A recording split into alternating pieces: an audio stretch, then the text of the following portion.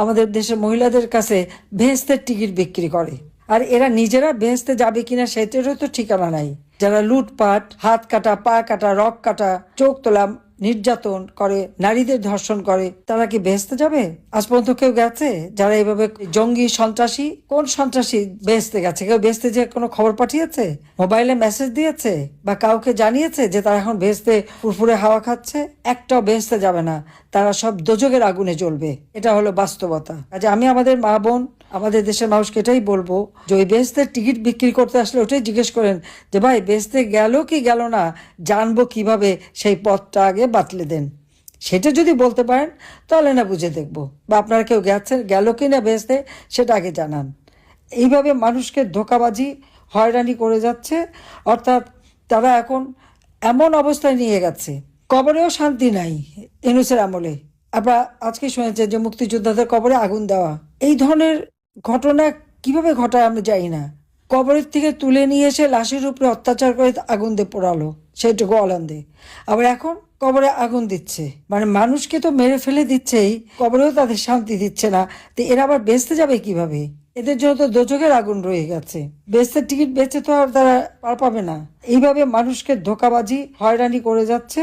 অর্থাৎ তারা এখন এমন অবস্থায় নিয়ে গেছে, আজ কথা বলার কোনো অধিকার মানুষের নাই, মত প্রকাশের স্বাধীনতা নাই।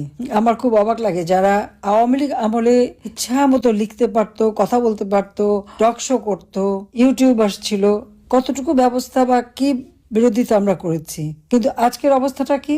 মত প্রকাশের স্বাধীনতা এটা আর বাংলাদেশে নাই। তবে যেটা আছে সেটা Yunus style, doctor Yunus style, যে যা কিছু হবে শুধু ইউনূসের প্রশংসা করতে হবে, আর কোনো সমালোচনা করা যাবে না। আর স্বাধীনতা এনে যারা দিল, বিজয় যারা এনে দিল, তাদের পক্ষে কোনো কথা বলা যাবে না। এটাই হলো বাংলাদেশের অবস্থা। ইউনূস ঘোষণা দিয়েছিল দুর্নীতির বিরুদ্ধে জেহাদ ঘোষণা করবে। যিনি নিজে দুর্নীতিবাজ, ৬,০০০ টাকা বেতনের এমডি পদে চাকরি নিয়ে যে হাজার হাজার কোটি টাকা বানিয়েছে, ৪৮টা কোম্পানির মালিক সে, কিন্তু কোনো কোম্পানি লাভের মুখ দেখে না, ট্যাক্স ফাঁকি দেয়। ৩৮টা কোম্পানির বিরুদ্ধে যখন ট্যাক্স ফাঁকি দেওয়ার মামলা করলো এনবিআর, এবং ইউনূসের বিরুদ্ধে ট্যাক্স ফাঁকির মামলা, মানি লন্ডারিং মামলা, দুর্নীতির মামলা, এই সব মামলায় বারবার রিট করে করে এভাবে ওভাবে করে সময় কালক্ষেপণ, আর ক্ষমতা আসার পরেই সব মামলা বাতিল হয়ে গেল, খারিজ। আর এদিকে আওয়ামী লীগের নেতাকর্মী, হাজার হাজার মামলা, কয়েক লক্ষ নেতাকর্মীর বিরুদ্ধে মামলা দিয়ে তাদেরকে হয়রানি করা হচ্ছে। এইভাবে চরমভাবে নির্যাতন চালিয়ে যাচ্ছে। তাদের নিষিদ্ধ করেছে আওয়ামী লীগকে, নির্বাচনও করতে দেবে না। কারণটা কি? কারণ আর কিছুই না, আমরা আমাদের কর্মের মধ্য দিয়ে জনগণের আস্থা, বিশ্বাস অর্জন করেছি। আওয়ামী লীগ ক্ষমতায় থাকা মানেই হচ্ছে জনগণের জীবনের শান্তি, নিরাপত্তা ফিরে আসা, অর্থনৈতিক সচ্ছলতা পাওয়া, তাদের জীবনটা উন্নত হওয়া। সেখানেই এদের আপত্তি। দেশের মানুষ লাঞ্ছিত হবে, দেশের মানুষ দরিদ্র থাকবে, দেশের মানুষ শোষিত বঞ্চিত হবে, তবেই না ইউনূসের ব্যবসা বাণিজ্য ফুলে ফেঁপে উঠবে। এটাই তো বাস্তব কথা। কাজে তার অধীনে নির্বাচন কখনোই অবাধ, নিরপেক্ষ, স্বাধীন হতে পারে না। আর যেখানে অস্ত্রধারী সন্ত্রাসী, তাদের হাতে এদেশের না ভোট নিরাপদ, না ভোটার নিরাপদ, কেউই নিরাপদ না, না দেশের মানুষ নিরাপদ। অন্ধ, প্রতিবন্ধী, খেটে খাওয়া মানুষ, আমার মনে হয় ভিক্ষুকরাও এদের কাছ থেকে রেহাই পায় না, তাদের কাছেও চাঁদা নেয়। তারা কি পারে সেটাই তারা খুঁজে নেয়। এই অবস্থার মধ্য দিয়ে দেশটা চলছে। আওয়ামী লীগ ২০০৯ সাল থেকে ২০২৪ সালের আগস্ট মাস পর্যন্ত ক্ষমতায় ছিল। প্রত্যেকটা গ্রামকে আমরা উন্নত করেছি। আমার গ্রাম আমার শহর, ঠিকই আমরা শহরে উন্নত করে দিয়েছি। যোগাযোগ ব্যবস্থা, মোবাইল ফোন, ডিজিটাল সিস্টেম, আমাদের তরুণ সমাজের জন্য কর্মসংস্থান ব্যাপকভাবে আমরা করেছি। দেশের মানুষের জীবনের নিরাপত্তা, শান্তি আমরা এনে দিয়েছি। মানুষ আরো সুন্দর জীবনের স্বপ্ন দেখতে শুরু করেছিল। তবে আমাদের দেশে অনেকে ভেবেছিল যে ইউনূস ক্ষমতা এসে এই দেশটাকে বোধহয় আরো উন্নত করবে, সেই আশাই ছিল। শুধু দেশে নয়, ইউনূস এই যে অবৈধ অর্থ উপার্জন করেছে, এটা আবার কেউ কেউ জিজ্ঞাসা করেনি, কিন্তু সেই অর্থ দিয়ে লবিস্ট রেখে রেখে তার নিজের একটা ভাবমূর্তি গড়ে তুলেছিল। সেই মুখোশটা এখন খুলে গেছে, সকলের কাছেই খুলে গেছে।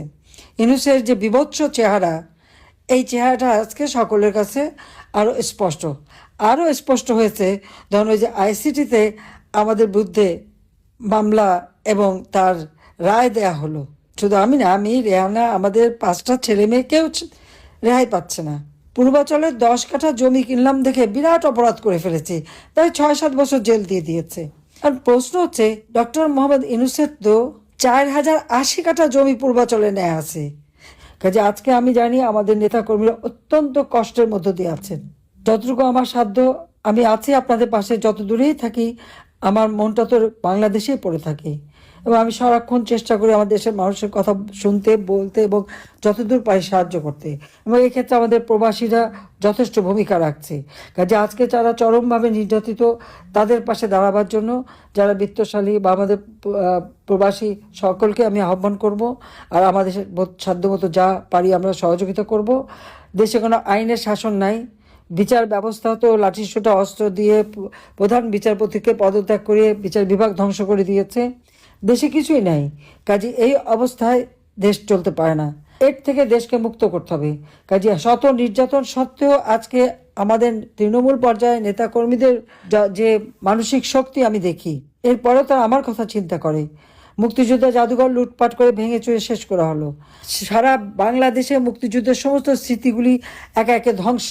মুক্তিযোদ্ধাদের চরমভাবে অপমান, নির্যাতন, এবং মুক্তিযোদ্ধা আমাদের যারা নেতাকর্মী সব জেলে, কারাগারে, আর সেখানে তারা বিজয় দিবস করে।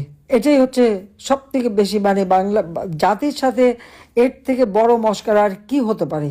যারা স্বাধীনতা এনে দেয়, বিজয় এনে দেয়, তারা অবাঞ্ছিত হয়ে গেছে, আর যারা বিরোধিতাকারী তারাই এখন হর্তাকর্তা, বিধাতা।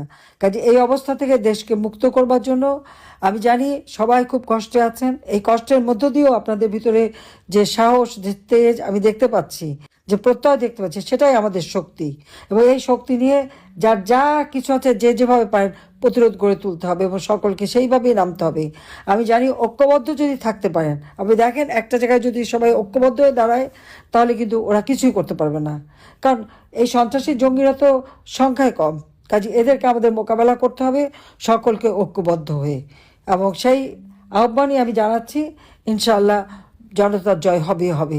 এই অন্ধকার কেটে যাবে, নতুন সূর্য উদিত হবে, অন্ধকারের পূর্বাকাশে উঠবে আবার দিনমণি।